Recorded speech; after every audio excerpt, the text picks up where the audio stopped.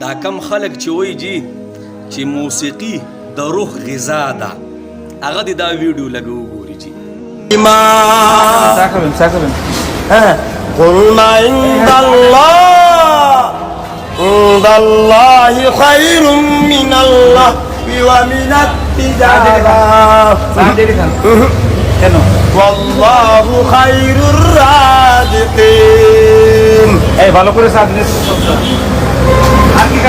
الله لا إله إلا هو الحي القيوم لا تأخذه سنة ولا نوم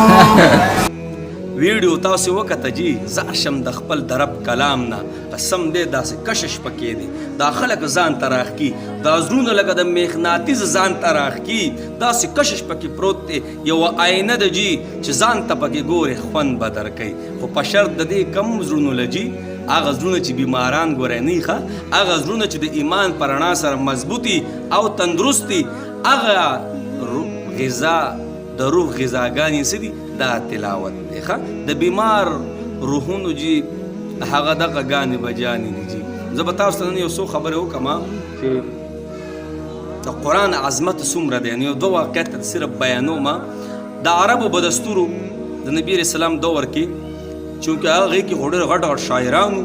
او ښه مضبوط شاعرانو نن سبا شاعران نه جي چې نعوذ بالله خلک یې ټول ګمراه کړه هغه حقیقي شاعران وو صحیح خبرې اترې به یې کولې داسې نو یو شعر به چاوي او په پاڼه به یې ولیکو رالی او د خانقابې مبارک دیوال ته به یې داسې ځوړند کړو بل یو کس به رالی هغه به هم شعر لیکلی نو کو د هغې شعر مقابله به یې کړې وه کوم چې دیوال ته ځوړند دی نو هغه به یې لرې کړو خپل به یې ځوړند کړو نو بیا به وله مشر انعام ورکو که مشر چې به رالی هغه به وله انعام ورکو نو په دغه پوزیشن سره به د شعرونو مقابله وه نو کله چې قرآن نازل شو که نه او انا اعطیناک الکوثر دا صورت نازل شو نو یو صحابي داسې ولیکو او لاړی او ځوړند دی پرو داسې هر یو چې راځي جي ګوري ورته دا ویله څنګه خبره ده یار دا وایي څه لیکلي دا هر یو چې راتلو صرف بیا ورته کتل خپل شعر به ورته ځوړندونه چې هغه رالرې کي د چا دا همت نه و چې دغه الفاظ رالرې کي او خپل اشعار دې ورته ور وخیجي کله چې مشر رالی مشر که نه او هغه ورته وکتل نو څه وایي دا وایي د مخلوق کلام نشي کېدی دا وایي د مخلوق کلام دی نه په دې کې چې دننه دا کم الفاظ دي دا ډېر درانه الفاظ دي جي دا یو حرف نه دی دا کو په دې اسمانونو ځمکو باندې کېږي دا ټول لاندې کوي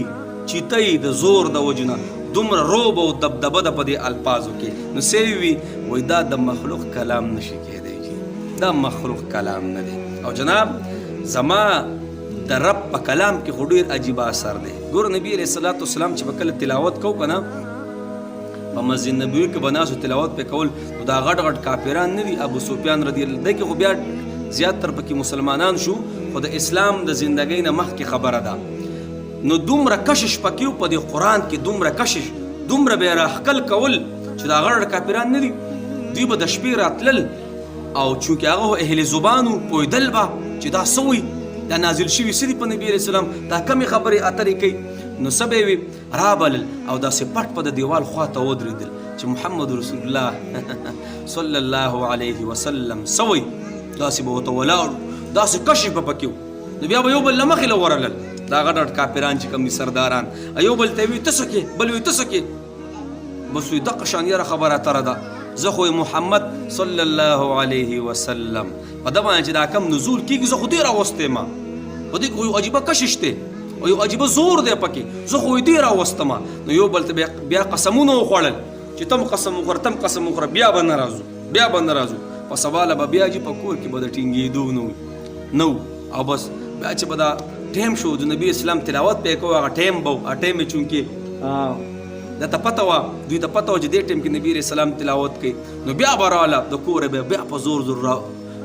د محبت او د عشق نه دی او د الفاظو د اورېدو د قرآن دې کې یو کشش دی دغه کشش به بیا راوستل او بیا به داسې پټ ورته ولاړو بیا به یو بل ته ودرېدل چې تاسو تک ولې راغلی بیا ته راغلی بیا ته راغلی نو بیا به قسمونه پاخه پاخه وخوړه نو جنابو